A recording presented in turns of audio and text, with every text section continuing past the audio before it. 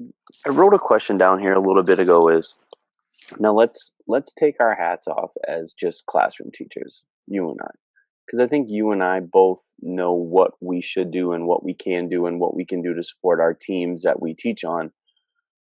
But let's talk about Kyle and Wilkie as founders of a nonprofit called Lighthouse Educator Development. What can we do over these next couple months? What can we share? How can we help teachers and students out there? How can we fit the mission of helping teachers right now be what their students deserve? I think being bold enough to be a voice that cries out, it's going to be okay in a world that's saying, it's not going to be okay. Grab all the toilet paper you can. You know what I mean? It's okay to be that voice that's calm, that's seeking to gain understanding from the situation versus trying to instantly go into interpreting the situation. Because in interpretation, you can't start to interpret something until you first understand it. If you start speaking French to me right now, I can't just interpret it and say, "Oh, I know what you're doing." No, I have to understand the nuances of the language before the interpretation comes. Interpretation is a sophisticated form of understanding. It's to be able to take something in and be able to put out that exact meaning, the exact thing that you're doing, that you're saying. I have to be able to compute that. So that's interpretation. Understanding is I understand the nuances of what makes it what.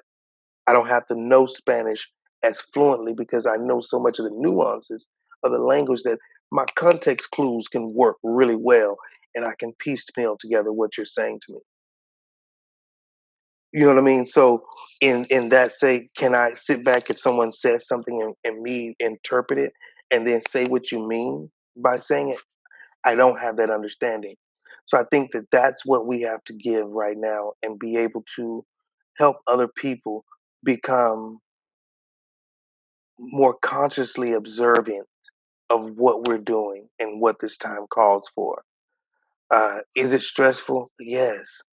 Diamonds are made under stress, and we know what people will do for diamonds. Um, is it applying pressure to our craft? Yeah, but again, we knew that this was coming down the pike. We knew it. Like you can't expect for a community to embrace technology the way we have, in this 21st century.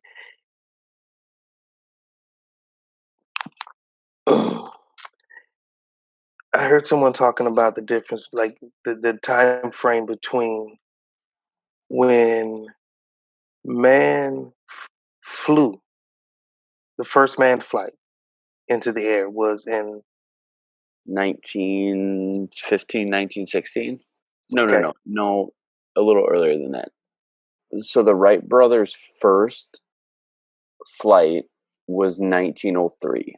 1903, We landed on the moon in 1969, so 66 years. The 66 years. first car looks like, Ford Model T. well, the first ever Yeah, car or theoretical like that was in 1885, but Ford, for 1885, yep, that and was in like the first gasoline powered automobile. Now it and probably didn't look like um the Model T came out in 1908. so again, look around that time frame. This is what's being there. There had to be so many adaptations that had to be created and made from each one. This is one of those. Do I think we're going to go completely to a complete distance learning program? No. But I do think it will revolutionize what teachers are able to do in the classroom because now you can change your classroom. Because I can say, you know what? Today, when you come to class, all you're going to do is read. When you go home tonight, we're going to do a math lesson if I'm an elementary school teacher. And I can really focus an entire day on just reading, which we both know, for both of us, it's almost therapeutic to read and to gain that information that you would otherwise not get. But you could create little pockets of of little book studies within the classroom where you have constant projects going on with what's being learned, and it's not just kids digesting information; it's kids learning again to interpret what learning looks like.